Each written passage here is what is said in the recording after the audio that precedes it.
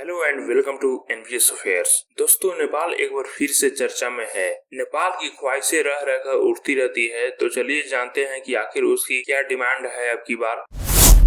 आपको याद होगा, जब नेपाल के पूर्व पीएम केपी शर्मा ओली थे तो उनके टेन्योर में भारत और नेपाल के रिश्ते कुछ ठीक नहीं चल रहे थे। वे लगातार भारत विरोधी स्टेटमेंट दे रहे थे और उन्हीं की टेन्योर में भारत के राज्य उत्तराखंड के तीनों क्षेत्रों को अपना बताकर एक नया मैप जारी किया गया था, जिसके बाद नेपाल के इस न्यू मैप को इंडिया ने रिजेक्ट कर दिया था।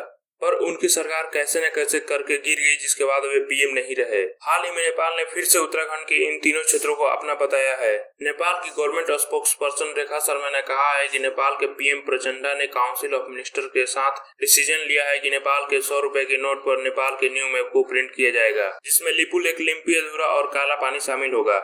अब आपका सवाल होगा कि नेपाल इतना कुछ कर दिया है और भारत ने कुछ कहा ही नहीं। जी हाँ, हमारे भारत के विदेश मंत्री एस जयशंकर ने कहा है कि नेपाल ने अपने तरफ से कुछ कदम उठाया है। नेपाल ने सिर्फ पीएम ओली के दौरान साल 2020 में यह कदम उठाया गया था, जो भारत के कुछ हिस्सों को न्यू मैप में दिखाया गया था। भारत इसे स्वीकार नहीं करता है। आपको बता दें कि भारत और नेपाल 1850 किलोमीटर का बॉर्डर शेयर करते हैं, जिसमें भारत के 5 राज्य उत्तराखंड, यूपी, बिहार, वेस्ट बंगाल और सिक्किम आते हैं। आप सब जानते हैं कि नेपाल में अभी रूलिंग गवर्नमेंट के रूप में पुष्प कमल दहल प्रचंडा है, जो communist party of Nepal Maoist से बिलोंग करते हैं, जो कि एक प्रो चाइना के रूप में व्यू अपना रखते हैं। आप सबको पता ही होगा कि जनवरी में पोखरा इंटरनेशनल एयरपोर्ट का उद्घाटन हुआ था, जो कि एक चाइनीज लोन से बना हुआ था। आप सब जानते हैं कि चाइनीज लोन कैसे मिलता है। अब नेपाल ने चाइना के कहने में एयरपोर्ट तो बना लिया, लेकिन यहाँ प्लेन ही नहीं आ रही है, जिस पर नेपाल ने इंडिया से कहा कि आपकी ट्रैफिक इस हमारे एयरपोर्ट पर भी आ जाए, लेकिन भारत सरकार ने मना कर दिया।